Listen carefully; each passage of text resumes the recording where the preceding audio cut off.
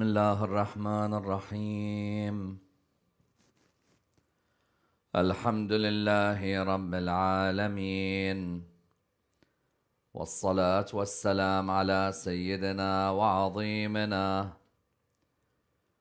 وحبيب قلوبنا وشفيع نفوسنا أبي القاسم محمد اللهم صل على محمد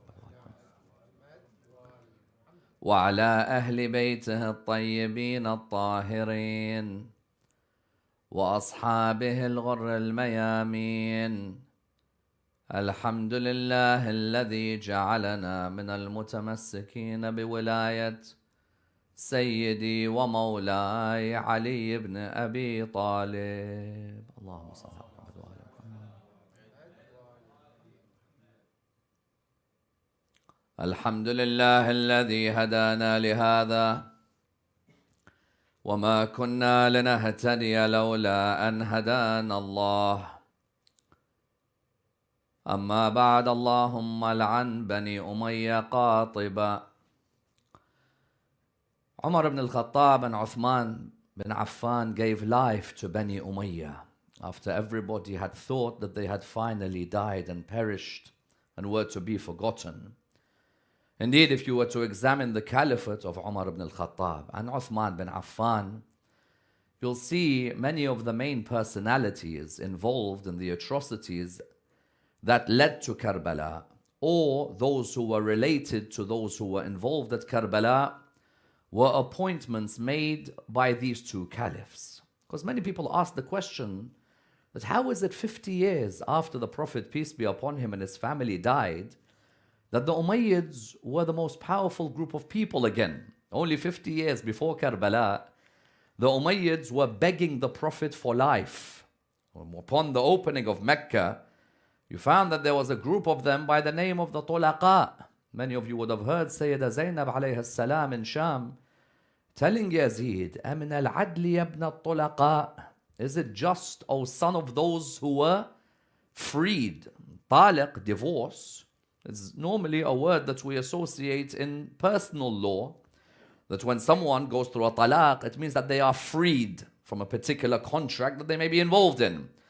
Tulaqa are those who were freed on the day of Mecca. They really should have all been executed for their war crimes that they had committed against the Muslims. But on the day of the opening of Mecca, you had certain personalities who the Prophet decided to show mercy to on that day. Everybody was expecting that the Holy Prophet, peace be upon him, and his family would use his sword to kill the likes of Abu Sufyan, for example, or to kill others such as the wife like Hind, and make sure that she was executed and Abu Sufyan was executed. Yet you found that on that day, the Holy Prophet, peace be upon him, and his family said that today is the day of mercy. Let these people remain alive, take an example, in the hope that these people will look at me as a mercy to mankind, because in the 20 odd years before this, they would always attack me. There were some of the Umayyads who felt that there was no way back for them. Some of them had been banished completely. There were some Umayyads from, for example, Banu al-Hakam or Banu al-As. They had been banished from Medina completely. You know, when you give somebody a deportation order, that you're not allowed to be back in this country ever again. Don't ever think that you'll come back. The likes of Hakam ibn al-As, Marwan ibn al-Hakam were completely deported. They were completely kicked out of Medina. How is it then that the question arises that somebody like Abu Sufyan's son or grandson suddenly assumes the helm? How many of you have asked this question? That how does Muawiyah suddenly become so important when only 30 odd years before Muawiyah assumed power, he was the lowest of the low? The reality is that there are two figures who resuscitate Bani Umayyah, and they are the second and the third Khalifa. Umar ibn al-Khattab and Uthman bin Affan had their own vested interests in why they would resuscitate. To many in the Muslim world today, they don't know anything about Umar's relationship with Muawiyah. Ask many, even in the Shia world, that Umar and Muawiyah, what's their relationship with each other? Many don't know. Many have a difference with Umar and have a difference with Muawiyah. But what's the relationship between Umar and Muawiyah? What's the relationship, for example, between Uthman and Marwan ibn al-Hakam.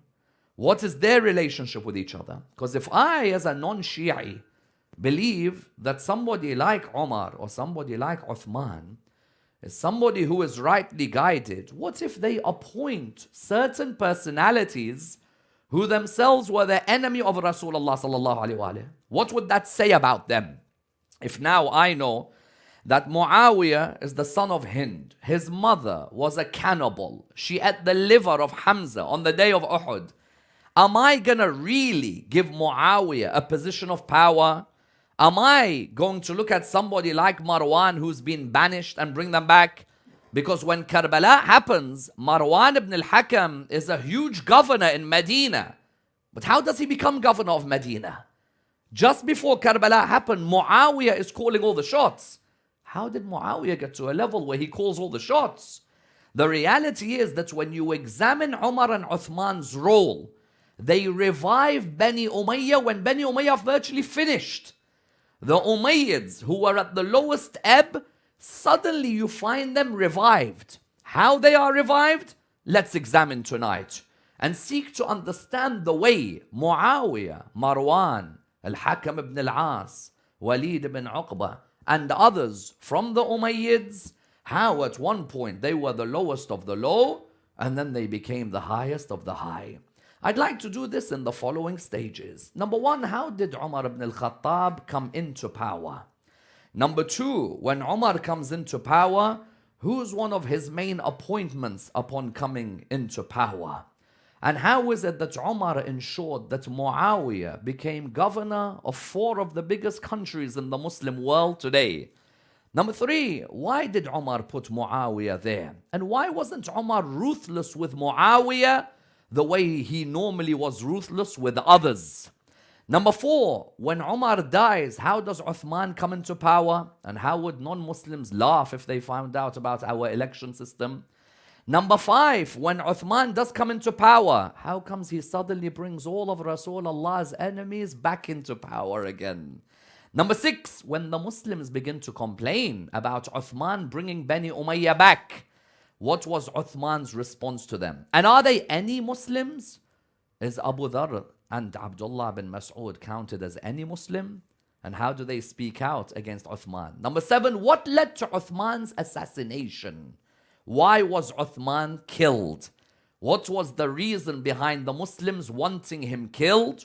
What was Imam Ali's stance on that day and his advice to Uthman when Uthman was making Marwan get closer?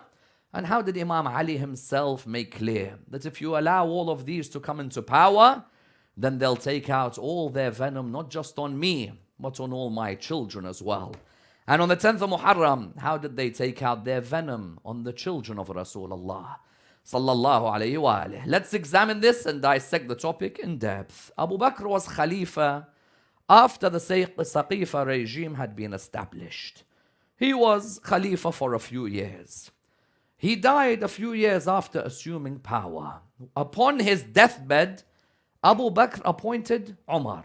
Question, how comes you're allowed to appoint? The reality is that you, when you're dying, you're allowed to appoint somebody. But Rasulullah sallallahu alayhi wa, when he died, left it for an election. One of the most baffling things in Islamic history is when you look at the way people came in. If you ask many non-Shia, did the Prophet appoint a successor? They say, no. He left it for the people to decide. If the Prophet left it for the people to decide, what gives Abu Bakr the authority to appoint the leader after him? Abu Bakr all of a sudden says, allow elections, allow Saqifa, allow people voting. I'm choosing. What you going to do about it? And so Abu Bakr, while he was dying, he went into moments of consciousness, unconscious, consciousness, unconscious. If I saw that and I remembered what happened with the pen and paper, I would turn around and say, you know what, you're ill. The Quran's enough for us. And the reality is that I could also say that be careful what you say. You're delirious because you're going in, out, in, out. I need someone who's all here. But nobody dared say that to Abu Bakr the way they said it to Rasulullah sallallahu alaihi wasallam. With Abu Bakr, all Uthman did was when Abu Bakr was saying his wasiyah, Uthman just came and he put Umar's name down. Has any Muslim got a problem with it? Is there an issue? Talha, do any of you have an issue? No, there's no issue. Umar ibn al-Khattab becomes Khalifa. When Umar becomes Khalifa, Umar takes on the religion of Islam, and now the religion, of course, is spread far and wide. The religion having spread far and wide, we found that in its spread far and wide, it had gone towards Syria, it had gone to Iran, it had gone to Jerusalem, it had gone to different areas. Umar therefore needed to appoint governors, and these governors were to be the ones who took the helm in each of these areas. But Umar was also ruthless. If there was a governor who he felt wasn't doing the job properly, he'll either dismiss him or he'll put someone to keep him under check, for example. So for example, Umar ibn al-Khattab had appointed Sa'ad bin Abi Waqqas. Sa'ad bin Abi Waqqas, father of Umar bin Sa'ad at Karbala, he had appointed him to be the person who oversaw Iraq, for example. But then he also dismissed him. He appointed Khalid ibn al-Walid, but he also dismissed Khalid ibn al-Walid. Amr ibn al-As, he used to keep a check on him. Umar himself was ruthless in the way that he would deal with people. As in, there's incidents where I remember reading that Sa'ad bin Abi Waqqas, Umar once hit him. He said to him, why? He said, because when I walked in, you didn't stand up for me. Just randomly hit him, just like that. Or another occasion, Umar goes to a market one day, someone's buying meat. The next day, Umar goes again, sees him buying meat, hits him. He says, why are you doing israf, buying meat 2 days in a row? He said, Baba, even if someone's gone to the supermarket to buy meat for a couple of days in a row, what's the issue? As in, that's his personal life. Umar was ruthless in every case, except one man. One man who he's responsible for appointing, and is his sadaqah jariyah until today. Who appointed Muawiyah to be governor of Sham? Umar ibn al-Khattab. How did Muawiyah get into power? Abu Sufyan had a number of sons. One of them was called Yazid, who later on his nephews named after him. One Yazid, what was he? He was the governor of Syria. A plague happened while Umar was Khalifa. When that plague happened, Umar was Khalifa. Abu Sufyan, his son Yazid, died in that plague. When Yazid died in that plague, Umar went to offer condolences to Abu Sufyan. Look how the world has turned. Abu Sufyan, who 10 years earlier is literally dying, worried about what's going to happen to him. Now we have Umar offering him condolences. Can you imagine? Abu Sufyan must be thinking, you know what? How much I hurt Muhammad, how much I attacked Muhammad, and now I've got his own khulafa coming to me, sending condolences to me, and so on and so forth. So when Umar came and sent his condolences to Abu Sufyan said, enough, tell me, what's going to happen now that my son's died? Umar said, I'm going to appoint your other son to be governor of Sham.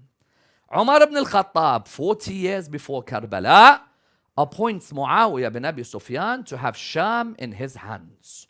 I ask you a question. You want to appoint a governor, surely you look at their CV, don't you? As in, you look at someone's CV, you'd think that if I'm going to appoint a governor, I'd appoint someone whose knowledge, his ilm is the highest, someone whose taqwa is the highest, someone who even the word la'na has never ever come near him. Never has, for example, the Prophet ever done la'na or a prayer asking Allah to withdraw his rahmah from him. You would think that that's the type of person you'd appoint. Because I remember reading, back in the day, reading the Tabaqat of Ibn Sa'ad and Mu'jam of Al-Tabarani. These are two famous texts in non-Shi'i world.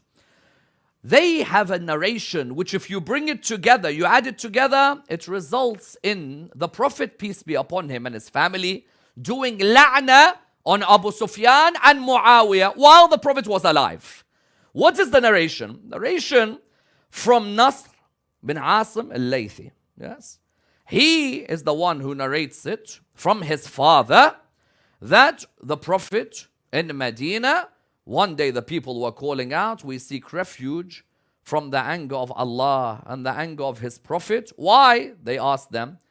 Said, because Muawiyah was in the mosque with his father Abu Sufyan. He then told his father, let's leave. And the Prophet said, Allahumma al'an al-qa'id wal-maqood. Oh Allah, withdraw your mercy from the one who's guiding and the one who's being guided. Or the leader and the one who's being led. This is not in Shia literature, because I know if it was in Shia literature, you say, you Shia do la'na, all of this la'na. When I do la'na and I say, Allahumma al'an Bani Umayyah qatiba, oh Allah, withdraw your rahmah from Bani Umayyah, there are members of Bani Umayyah I have no issue with. Khalid ibn Sa'id ibn al-As, Amawi, I have the highest respect for. Aban ibn Sa'id ibn al-As, I have the highest respect for. Amr ibn Sa'id ibn al-As, all of these are Umayyads, by the way, I have the highest respect for. Later, Sa'ad al-Khair, Imam al-Baqir has respect for him. He's an Amawi, I have respect for him. Even Muawiyah, son of Yazid, we have a certain amount of respect for him. It's not a matter of just having disrespect for the Umayyads outright. It's the ones who had that hatred to Muhammad and al-Muhammad that I have an issue with. سَمِعَتْ بِذَلِكَ فَرَضِيَتْ بِهِ. The ones who heard about the atrocities and they accepted what took place. When I have someone like Muawiyah, who I have a hadith saying, Allahumma al-an al-qa'id, and who? Wal-maqud. Oh Allah, withdraw your mercy from Muawiyah and his father Abu Sufyan. Oh Umar, why are you putting Muawiyah in power? There was no one else to put in power. Notice, in the time of Abu Bakr, Imam Ali is never a governor, never given any position. In the time of Umar, never given any position.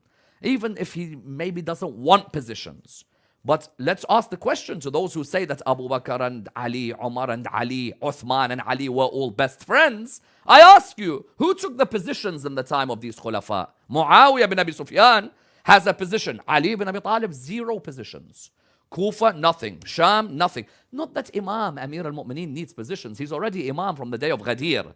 You can have as many positions as you want. If I'm chosen by Allah subhanahu wa ta'ala, I've got nothing to lose whatsoever. But it's your loss not having Amir al-Mu'mineen in these positions.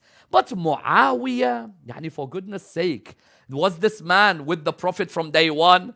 This is a man of the tulaqa, freed on the opening of Mecca. Umar, why Muawiyah?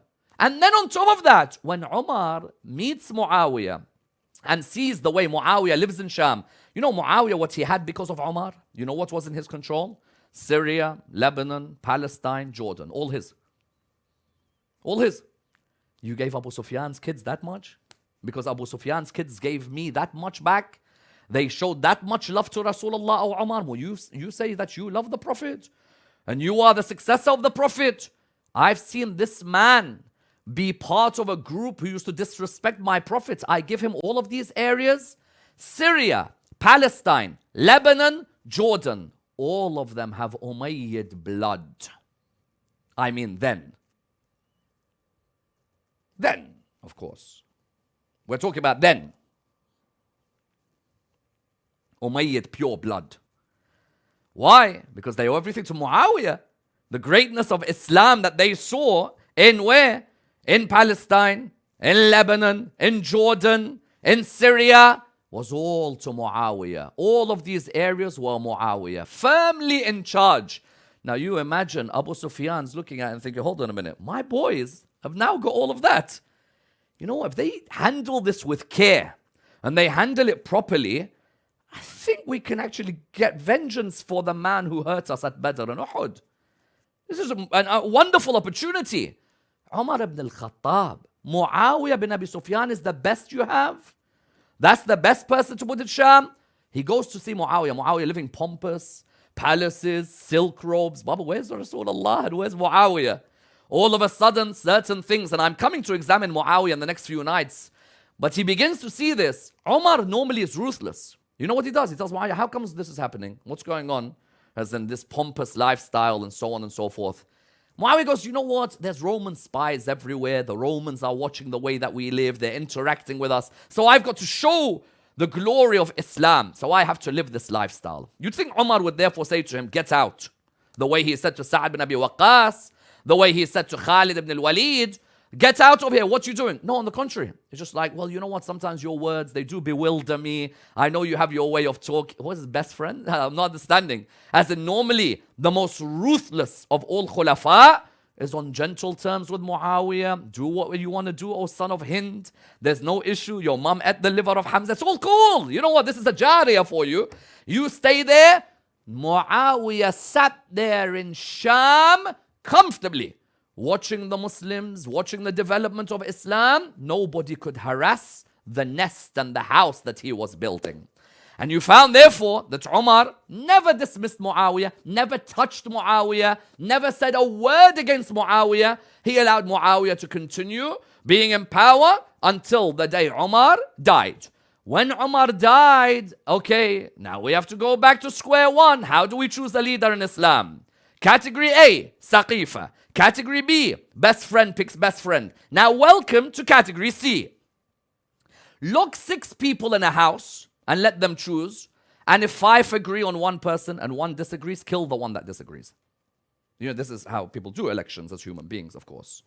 5 people, if they agree on a person. So imagine 6 of us, we're sitting in a house. Umar says, you lock them first. Lock them all in the house because they got to make this decision.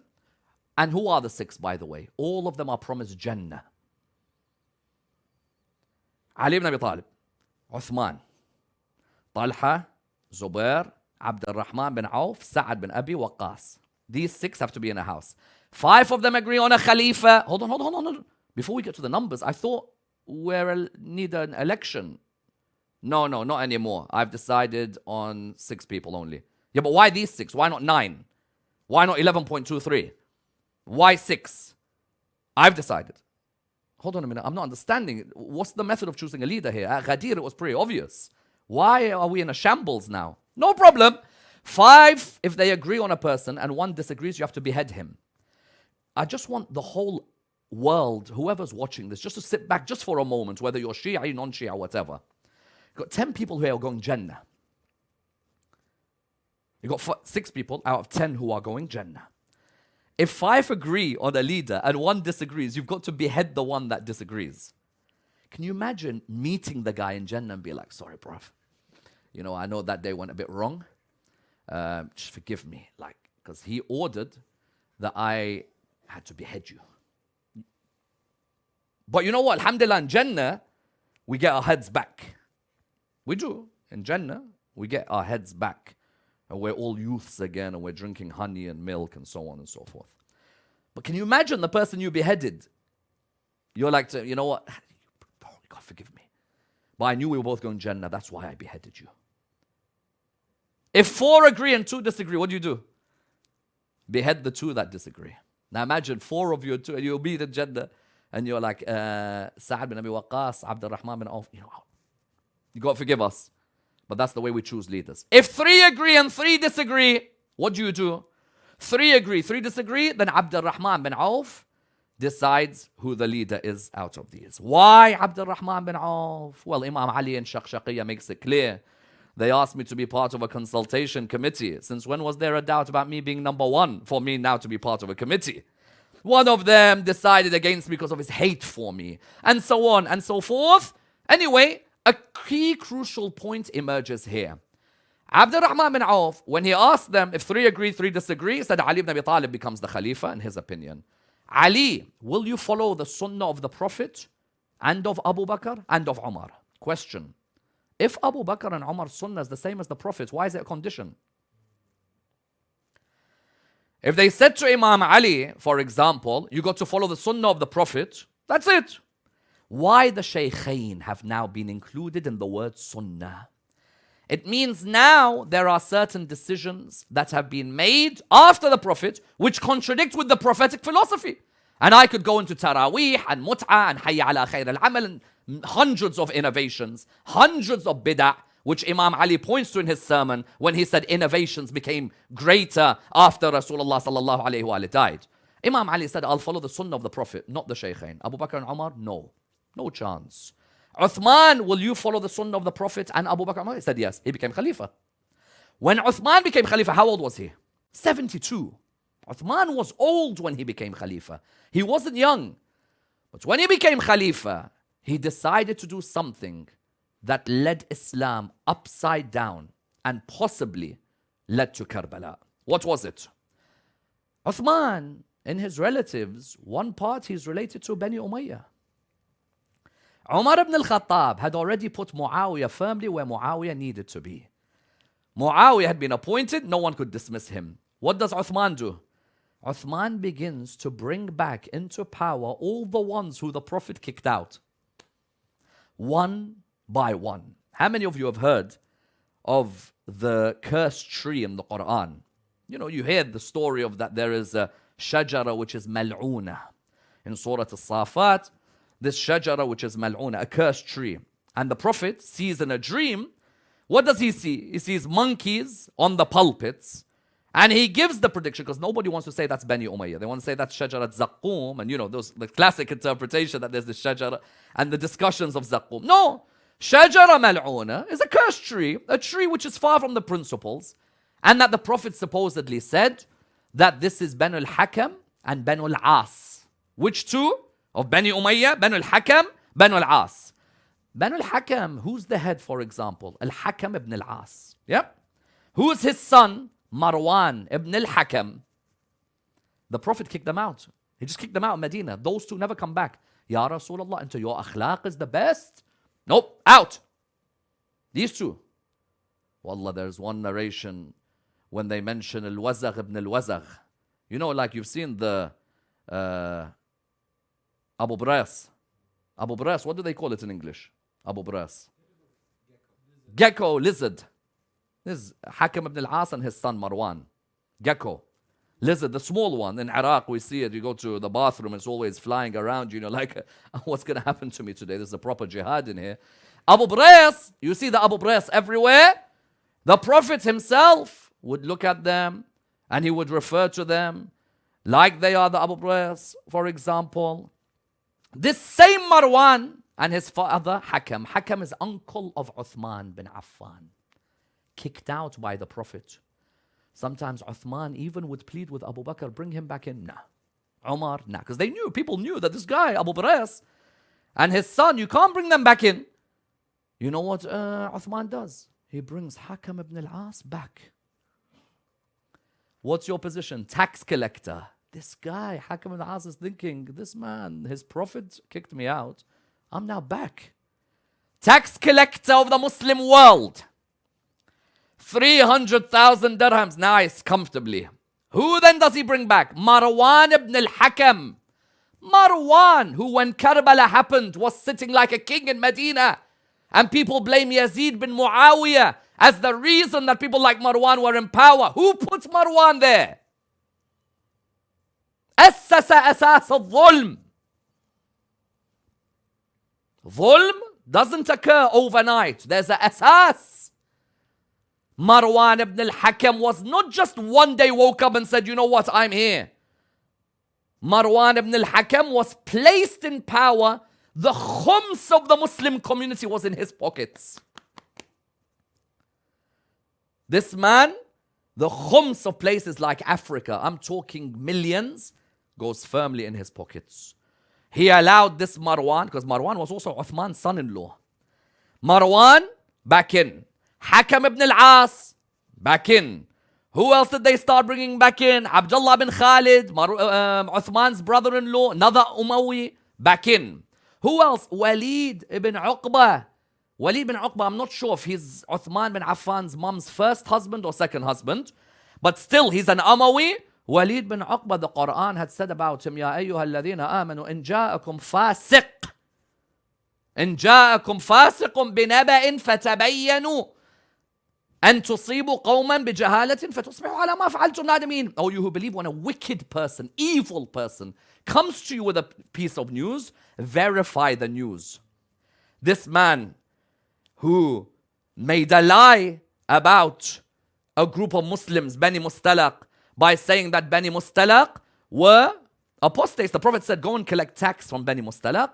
He went to Bani Mustalaq to collect the tax. He saw them come out. He had a problem with them in Jahiliyyah. When he saw them come out, he went back towards the Prophet and he told everyone they become kuffar. But what do you mean they become kuffar? They come out to say salamu alaikum to you, but because your heart is dark, because your heart is evil, you think evil of the others.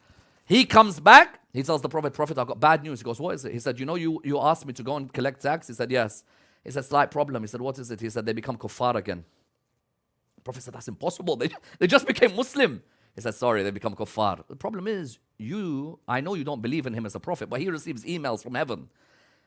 The Quran came down and said, Ya ayyuha alladhina amanu in ja'akum fasiq. Now, if listen, if a hadith says someone's fasiq, you're like, weak, strong, huh? If said Ammar says someone's fasiq, you're like, oh, I'm not sure. If you hear someone's called fasiq, but if God calls someone fasiq, there's problems, isn't there? That guy's got problems because there's no coming back. Because when God has put a stamp on you, there's no tawbah. If you're called fasiq, is there a tawbah? Especially when God makes it public in the Quran. Uthman bin Affan, Walid bin Uqba, what are you doing? Become governor of Kufa. Marwan ibn al-Hakam, what did he become? Prime Minister of Islam. Hakam ibn al-As, assistant to the PM. Allah. And they are surprised that Karbala happened. And do you know who these people hated the most? Muhammad, Ali, Fatima, Hassan and Hussein.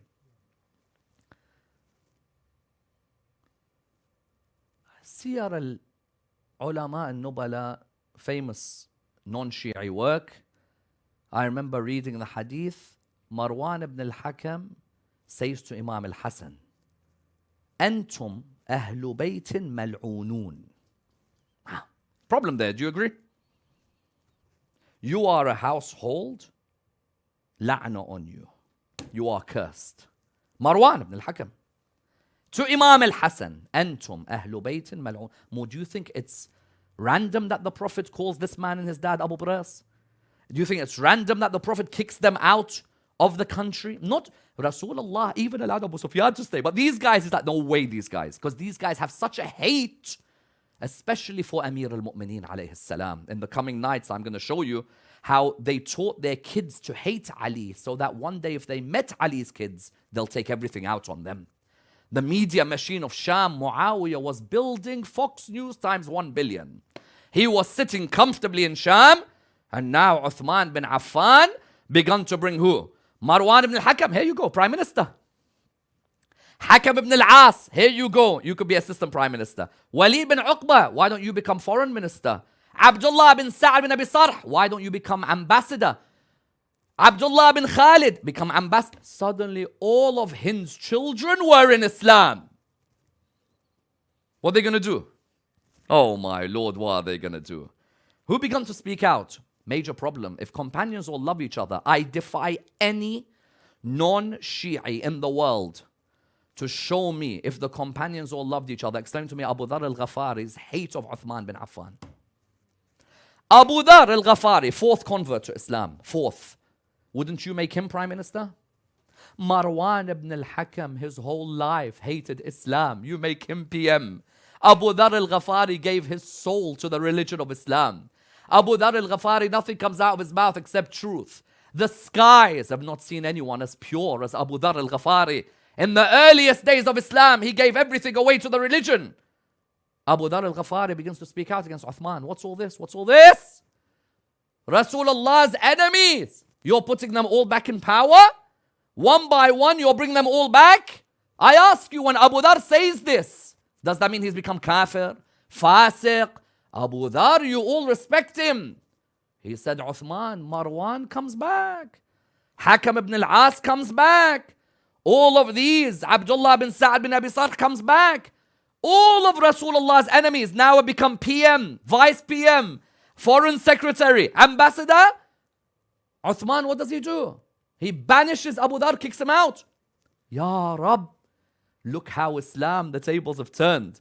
The earliest companions of Rasulullah sallallahu alayhi wa alayhi are now the ones kicked out. And Hind's children are the ones in power. And they tell me Karbala is because of Yazid? Give me a break. Give me a break. Yazid? What's Yazid? Yazid is just the person in his young age who wants to have fun and doesn't want people to get in the way of that fun. And if you get in the way of that fun, he wants to take it out ruthlessly on you. It's the ones who had the Islamic coating. Banish him. Where does he banish him? To Muawiyah. Allah. Abu Dhar al-Ghafari, he banishes him to Muawiyah.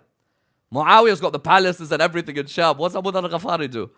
Stands outside the palace every single day. Those who hold gold and wealth and silver, those who hold gold and silver, those who hold gold and silver, those who hold, you see sometimes outside some embassies in the world, you've always got that one person demonstrating every day who you respect, because in come rain, sunshine, they're standing out there and they're demonstrating.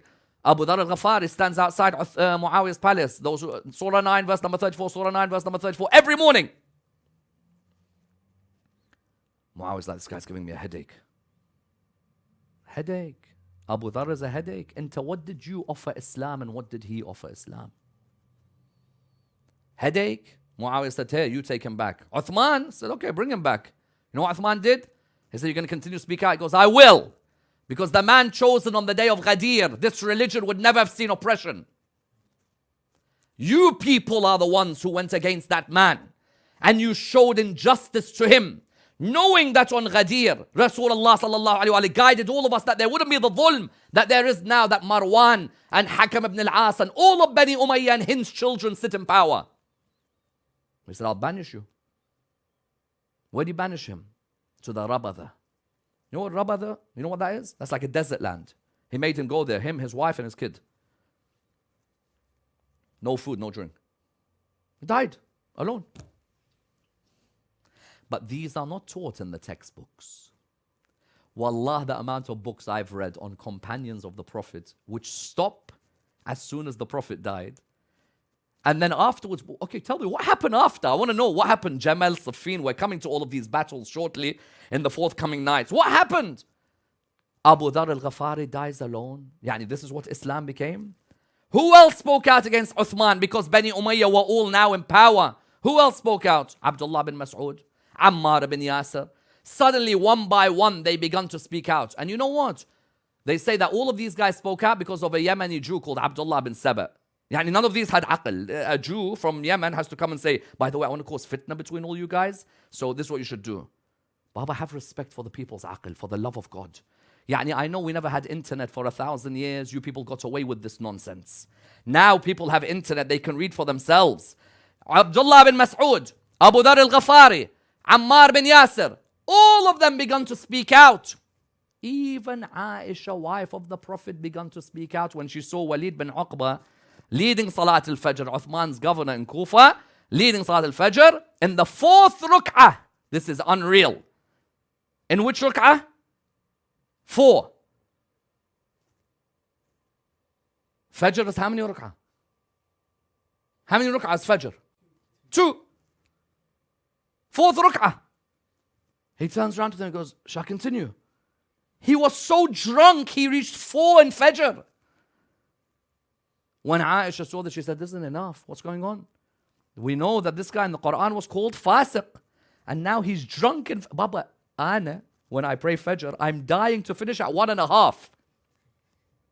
When I get to Tashahhud, I'm telling you, my eyes are gone. My eyes are gone. How'd you get to 4? They told him, punish him. He said, I'm not going to punish him. His brother-in-law. Which brother-in-law? Bani Umayyah's nest is all now back in Islam. Until Imam Ali was the one who lashed him. He said, if you're not going to do it, I'm going to do it. Someone's got to set an example. All of a sudden now in Africa, in Egypt, who was there?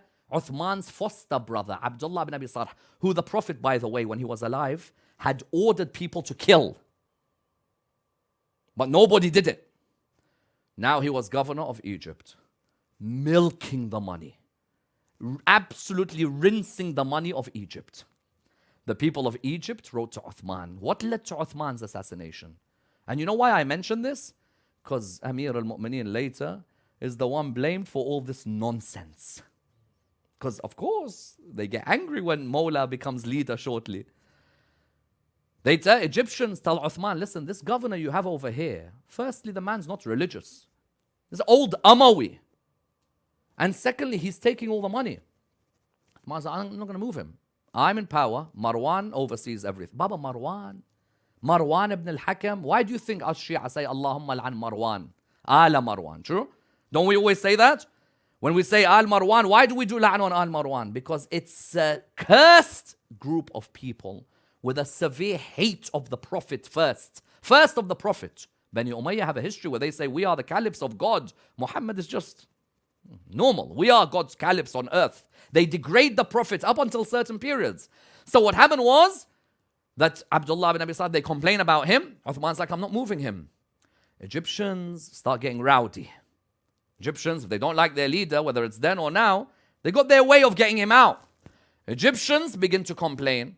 They come towards Uthman. Uthman's not interested. That's my foster brother. That one's my uncle. This one's my cousin. These are all Umayyads. I'm an Umayyad and they all stay. Egyptians came. They came in big number. Uthman gets into trouble. Who does he ask for help? Amir al-Mu'mineen. Says, Ali, help me. Imam Ali is respected by a lot of these people. But Imam Ali tells him, Uthman, leave Marwan. Leave Marwan. He's not good for you. You're bringing all of these guys back. These guys have no interest in serving the religion of Islam.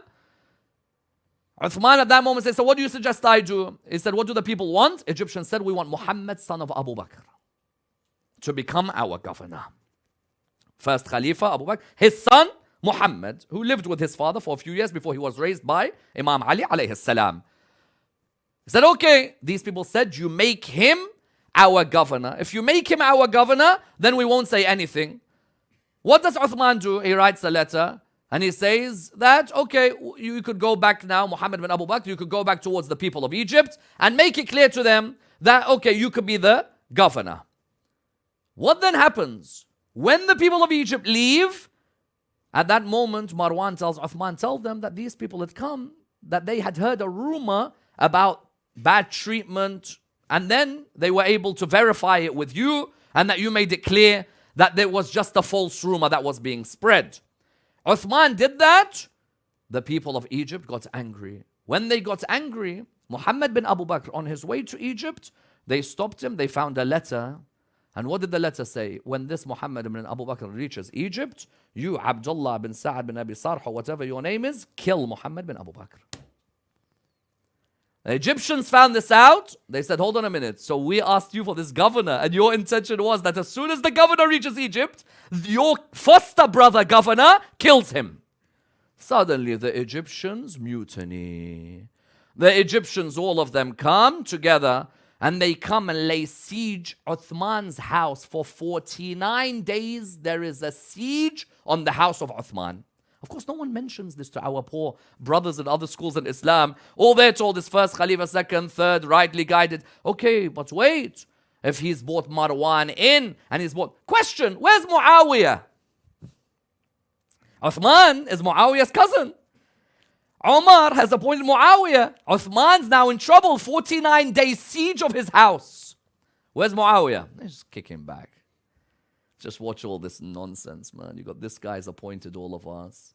The one before him put me in power. He doesn't know what I'm going to do. I've been waiting for years. I've been waiting for years for this moment. And Uthman is sending messages to Muawiyah. Help me. Why? He's got Syria, Palestine, Lebanon, Jordan. Help me. You've got all the soldiers. Muawiyah sends soldiers, says to them, stop at a certain point. Just watch if it's worth going in or no. If you see that there's trouble, then just get back. Simple as. Tomorrow, we're going to realize that the same guy who's saying, just get back, is the same guy who later says, you know what, I want to avenge Uthman's blood if Ali is the one in power. They make it sound like Muawiyah was really worried. Muawiyah wasn't worried. Muawiyah was like, you know what, you got to die, you got to die. I've got an aim, I've got a particular power I need to reach. Uthman, who's the people who helped Uthman in those final days? Imam Amir al-Mu'mineen.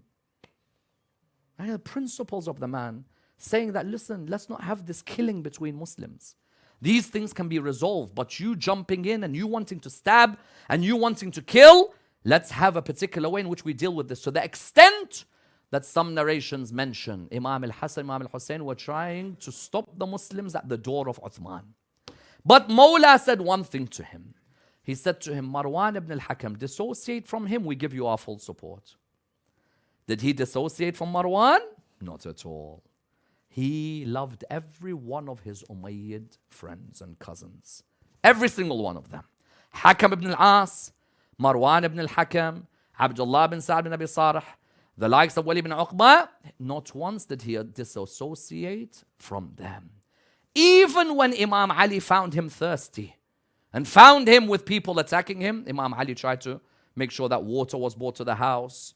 Imam Ali made sure even Hassan and Hussein were attacked when they were trying to protect that house. Because Imam said that the Muslims shouldn't reach this level of fitna of killing each other. All of you are talking like this. Let's find a means in which we resolve this. Until eventually Uthman was assassinated. He was assassinated. Was Marwan assassinated? Nah. Marwan walked away from it to make sure that there's another day in which he will rise again. And all of a sudden, Hakam ibn al-As and the rest of Bani Umayyah, the Prophet only 50 years earlier or so from Karbala had said, there's a day when Bani al-As and Bani al-Hakam will be sitting on manabir and they'll be giving the orders to the Muslims. Therefore, Muawiyah, when he appointed Yazid, it's because he realized, Umar put me here. And now I'm going to play with this ball as I like to. Because Abu Sufyan has said to Uthman, the ball's in our court. Play with it now. I've been waiting for this day. And so when Muawiyah appointed Yazid, who's the reason Muawiyah was there in the first place? Umar ibn al-Khattab.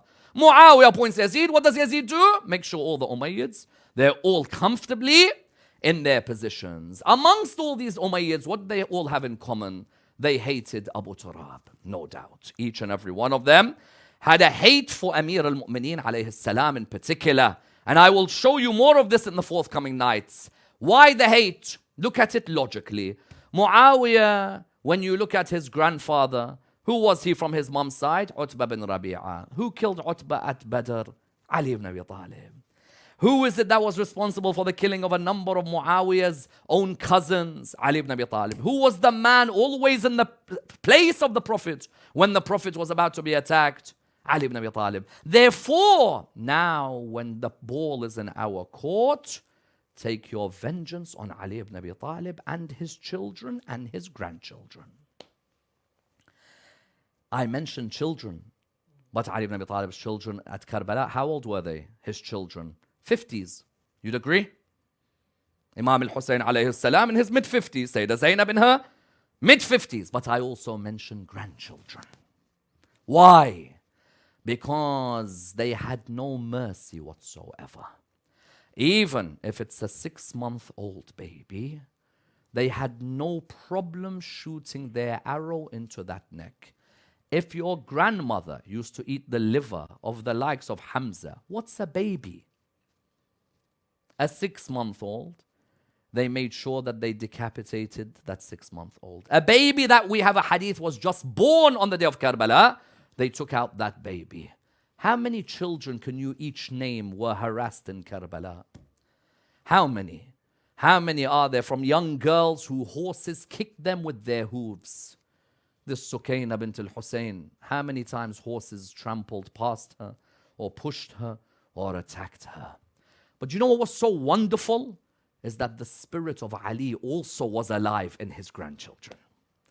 You tried to attack Ali's name and Ali's children and grandchildren, but the spirit of Amir al-Mu'mineen was alive in his grandchildren. How many grandkids did Imam Ali alayhi salam have at Karbala? If you look across the board, see Imam Ali had a number of grandchildren at Karbala. If Imam al-Hasan alone had 7 sons at Karbala, that's 7 grandchildren of Imam Ali alayhi salam. Do we agree? Imam al-Hussein alayhi salam, how many sons did he have at Karbala? Those are grandchildren, granddaughters of high. But who else had sons at Karbala? Zainab alayhi salam. Yes. Sayyidah Zainab alayhi salam. Many forget that while Hassan and Hussein gave their children, many forget that Zainab gave her children as well. But you know what I find remarkable? Is that how strong she remained even though she saw her boys walk to that battlefield. Because when it came to the time of Bani Hashim to come out on the battlefield, you found that Bani Hashim, when they came out, the youngest of them and the eldest, Aun and Muhammad, were not that old. And those of you here who have children, maybe 9 years old, 8 years old, 7 years old, 10 years old, 11 years old, can you ever imagine bidding farewell to your child on a battlefield? May Allah never show you that day where your child comes and walks up to you and says to you, I hope you're proud of me on this day. When those 2 sons, they were sitting with their mother, 10th of Muharram in the afternoon. They came towards their mother and they said to her, Mother, are you proud of us? She said, I am, but I want to be more proud of you. Said, how? She said, I want you to go to your uncle now and say it's your turn to fight at Karbala. It's the turn of both of you. You'll make me proud if you do that. And you'll make me proud in the face of my Lord that I also had sons at Karbala. Imam al-Hussein was standing there Abul Fadl was next to him, Abbas was next to him, and we're coming to Abul Fadl very soon in these nights. Imam was there, Abul Fadl was there. Suddenly Aoun and Muhammad, the two sons of Abdullah ibn Ja'far al-Tayyar, they came towards who? They came towards their uncles. They looked into the eyes of their uncles. There's something about Abu Abdullah that's unique. He feels sad that he hasn't quenched the thirst of his nephews. It breaks his heart. He looks at them, he says, what is it, my dear flowers on this earth? How can I help you? What is it? They said, uncle, it's our turn to go out and represent you. We cannot take people cursing you like this. We cannot take that you seem alone, that you seem that there's no one with you. And it would make us proud to go out. And he looked at them and he said, you two are wonderful boys, but go and look after your mother. I would prefer if you look after your mother, you stay with your mother. Why? It's as if he can see in Kufa a slab and in Sham a cake. I don't know what goes through the heart of Imam al-Hussein alayhi salam. Every time he looked at Zainab and Kulthum, can you imagine what was going through his heart? So he said to Aoun and Muhammad, he said to them, my dear flowers on the earth, go back to your mother and sit with her and protect her. They went back. Their mother was in the tent. She came out of the tent, she looked at them. She said, what is it? They said, he never allowed us. He said, why? He said, because we've got to look after you. She came out of the tent. Imagine Aqilat al-Talibiyin walking out onto the tent towards her younger brother and towards her elder brother. She came out, she said, Abu Abdullah, did you say no to them? He said, yes, I said no to them. She said, why? He said, because I want them to protect you. There'll be a day that you will need protection.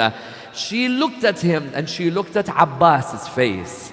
She said, I want to tell you something. Do you remember on the day of Saffin when our father introduced Abul Fadl? How old was Abul Fadl that day? He said, yes, I remember. She said, do you remember the smile on our father's face that day? Do you remember it? He said, yes, I remember it. She said, I want the same smile. I want to see my boys go out. And then she said, Hussein. He said to her, yes. She said, how can I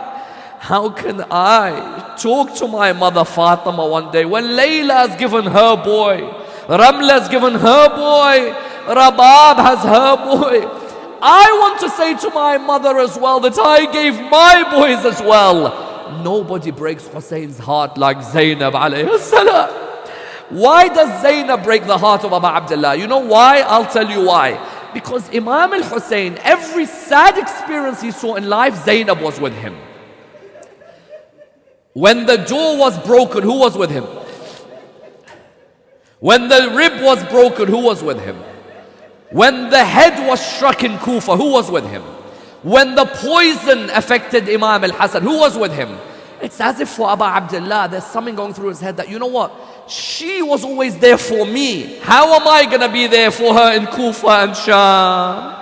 How will I be there to console Zainab? So Imam al-Hussein at this moment, he said to her, you know what? How can I say no? And then he saw the two boys. And you know what they said to him? Listen to this. They said, Abu Abdullah, oh uncle, don't worry. Because from one side we have the blood of Ali and the other we have the blood of Ja'far. And don't worry. What's the last thing? And we've been trained by Abbas. Allahu Akbar. We've been trained by Abul Fadl. Why are you worried about the both of us? May Allah give you all patience. They both walked out on the battlefield, one looking after the other. Imagine that scene. Aoun, whenever someone attacked Muhammad, Aoun jumped to defend his brother. Whenever Muhammad saw Aoun being attacked, he jumped to defend his brother. They fought valiantly, the both of them. Every time they struck a member of the opposition, they'd look towards Abul Fadl. They'd say, Abul Fadl, are you proud of us? Abul Fadl, his heart broke when he saw his two young nephews alone on the battlefield. They fought until a man came and struck, not Aoun, he struck the heart of Zainab alayhi salam. When Aoun fell, Muhammad went on top of him. All of a sudden they attacked Muhammad as well. When they were both attacked, what did they call out? They both called out, Assalamu alayka ya Aba Abdullah. Imam al-Hussein came running towards them. When he came, he looked into the eyes of the two boys. One of them called out, Aba Abdullah, what a message to our mother Zainab. What is it? What do they want? What message do they want carried? Tell our mother we never drank any of the water of the Furat. Imam al-Hussein alayhi salam carried Aoun, carried Muhammad. He went back towards the tent. He entered the tent. Zainab saw her two boys, but she never shed a tear. Why? She never wanted to break the heart of Abu Abdullah. She remained firm there at that moment. When she was taken to Kufa, she never shed a single tear for the boys. When she was taken to Sham, she never shed a single tear for the boys. When she returned to Karbala, she went to Abbas's body, but she never went to her boys. But when she returned to Medina, she entered her house. She went into their room. She saw two empty mattresses. She called out, my two beloved flowers, my Aoun and my Muhammad. I would have cried for both of you, but I never wanted to break the heart of Imam al-Hussein. Inna lillah wa inna ilayhi raji'un. We pray to Allah subhanahu wa ta'ala to raise us with Muhammad and al-Muhammad. Raise us with the Imam of our time, Imam Sahib al-Asri wal-Zaman. There are many out there who have asked us for the dua. All of you raise your hands, inshaAllah, wherever you may be. Let us recite the ayah of the Quran. Bismillah ar-Rahman ar-Rahim. أَمَّا يُجِيبُ الْمُضْطَرَّ إِذَا دَعَاهُ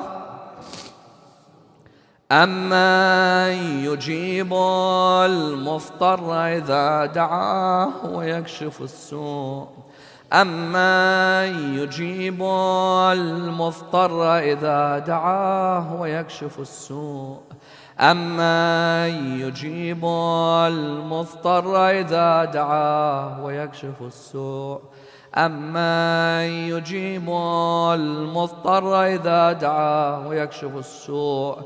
Ya Allah, we ask you for the intercession of Muhammad and al-Muhammad. We pray to Allah subhanahu wa ta'ala the Surah Al-Fatiha, especially in honor of our brother Ali, the son of Mulkiyah. But before it, the loudest of your salawat.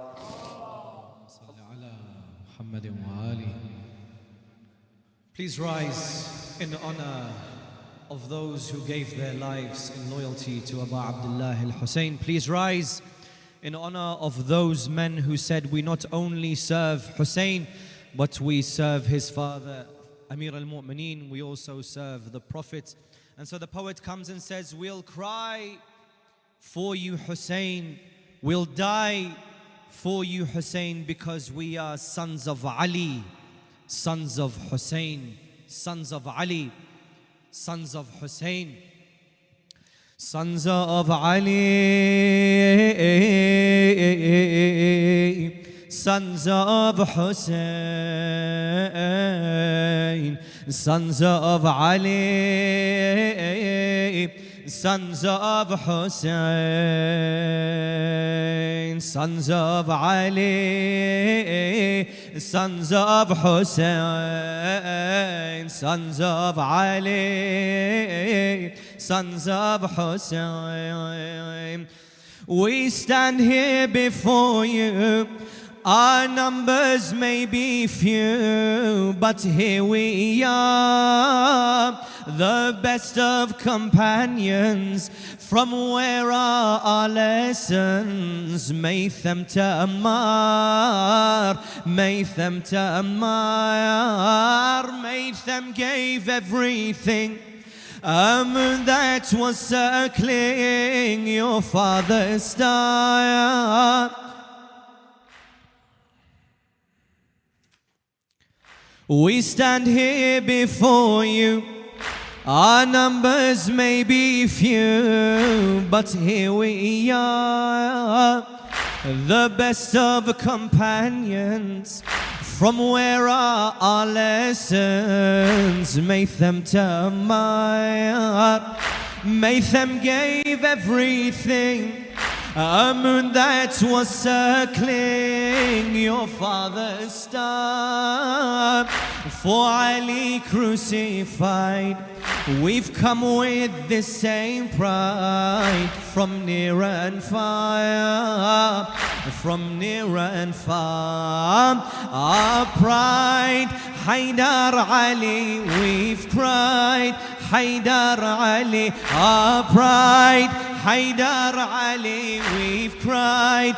Haydar Ali, sons of Ali, sons of Hussein, sons of Ali, sons of Hussein, sons of Ali, sons of Hussein. How many loved Ali? How many loved Ali? Abou Dhar Ghafari challenged tyrants. For what was your father's? He would challenge leaders in defiance. From Abou Dhar we learn our deaths have been written, our last moments. Nothing can shake our men. The earth its wealth says when Zainab laments. Nothing can shake our men. The earth itself sways when Zainab laments.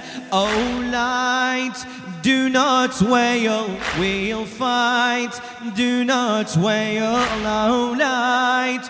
Do not wail, we'll fight.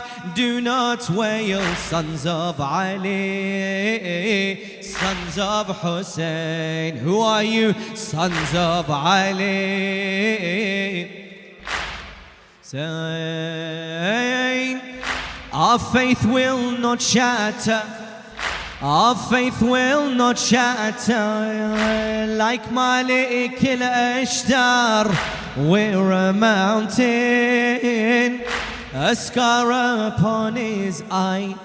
So may our bodies lie here in ruin.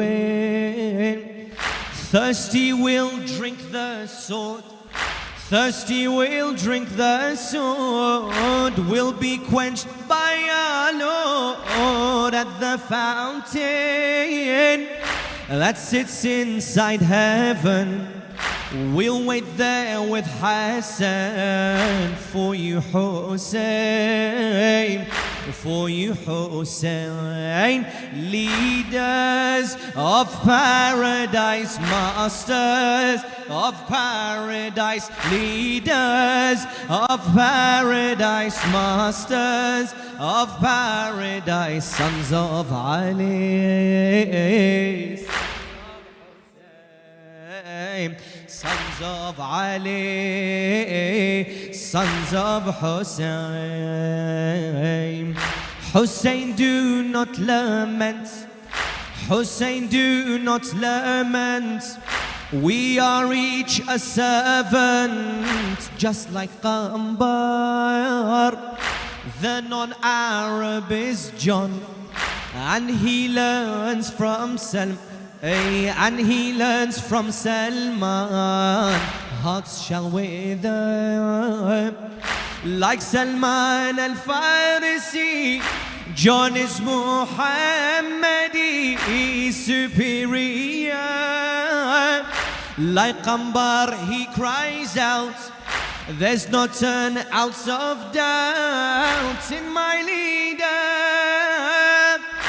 face, shining like light, his place, shining like light, his face, shining like light, his place, shining like light. Sons of Ali, sons of Hussein,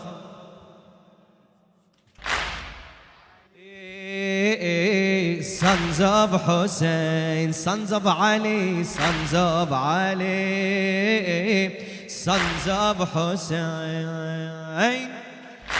We live within martyrs, we live within martyrs. Ammar ibn Yasir's are within us, are within us. Your father mourned his death. We know with our last breath we aren't worthless, we aren't worthless. On us Ali shall mourn, on us Ali shall mourn. And if we were reborn in this distress, we would return again, and we'd die for Hussein in shrouds we dress. We would return again, we would die for Hussein in shrouds we dress. Our deaths 1,000 times, last breaths 1,000 times, our deaths 1,000 times, last breaths 1,000 times. Sons of Ali, sons of Hussein, we are all sons of Ali, sons of Hussein, inshallah, sons of Ali. Like Jabir we were blind, like Jabir we were blind, yet our sight we would find here when we died, here when we died. If later we're living, we'll come with him walking. To you we're tied, to you we're tied. If our graves threaten them, if our graves threaten them, Ali will still praise him.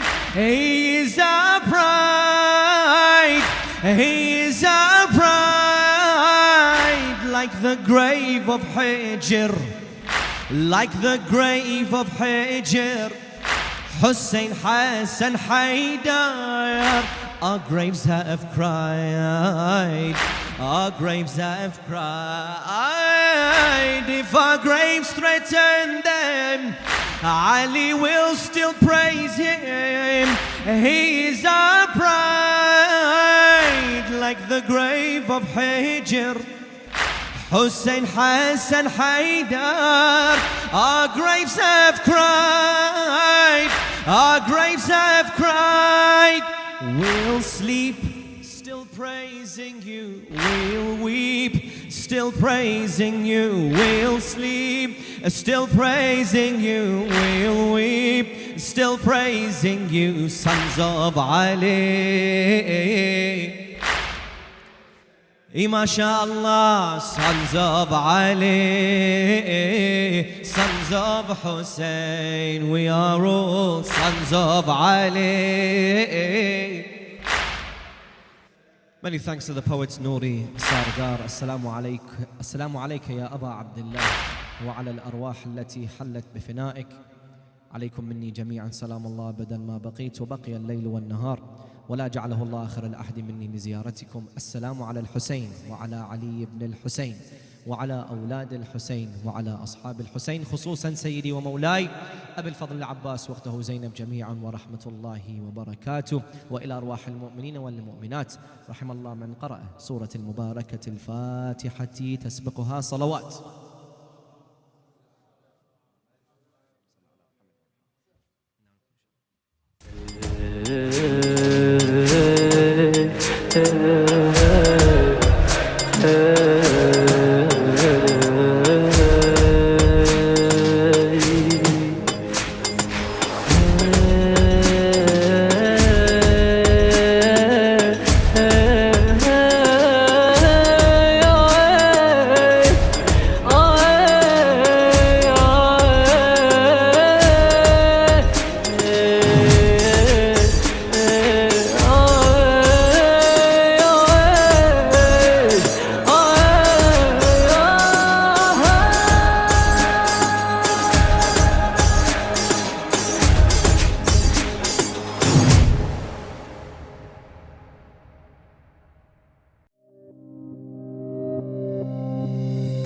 Imam Hussein Media Group is moving to a new location. As the shrines plan to expand, we at Imam Hussein Media Group have secured and built a new building to help continue our efforts for Abba Abdullah. The 13-story building will be harboring all 5 channels at Imam Hussein Media Group, as well as space for filming studios, editing suites, server rooms, and a Husseiniyah for the locals. Imam Hussein Media Group is giving all you viewers a chance to help and be a part of this venture we are embarking on. We are allowing people to support this project by donating $700. $700 is what it cost Imam Hussein TV to build, plaster, and paint 1 square meter of the building. Your donations will forever grant you reward and help you in your akhirah. For every show and program that is made and broadcasted, you will earn a share in its thawab. So please help and donate whatever you can.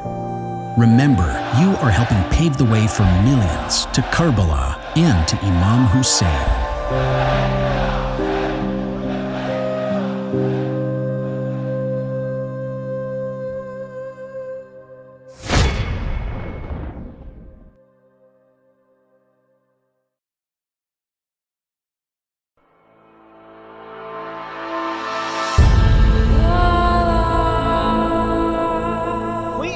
Have a duty towards the preservation and the propagation of the message of Imam Hussein alayhi salam. Indeed, one of the best ways to work towards the reappearance of Imam al-Mahdi ajjalallahu ta'ala farajul sharif is through promoting the values of Karbala. Imam Hussein Media Group is the only Shia television network that broadcasts globally in 5 different languages: Arabic, Farsi, Turkish, Urdu, and English. We are appealing to the lovers of Imam Hussein alayhi salam worldwide to support the channel such that it may continue its global operations. Imam Hussein Media Group is seeking 1,000 partners to pledge to a £14 contribution per month. This will allow the channel to sustain its operating costs as we continue to spread the message of Imam Hussein alayhi salam in multiple languages across the globe. You be a part of this great legacy and donate today.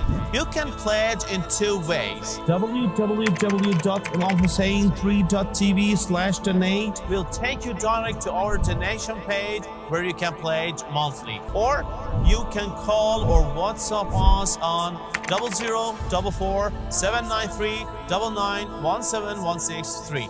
Imam Hussein TV, your gateway to Karbala.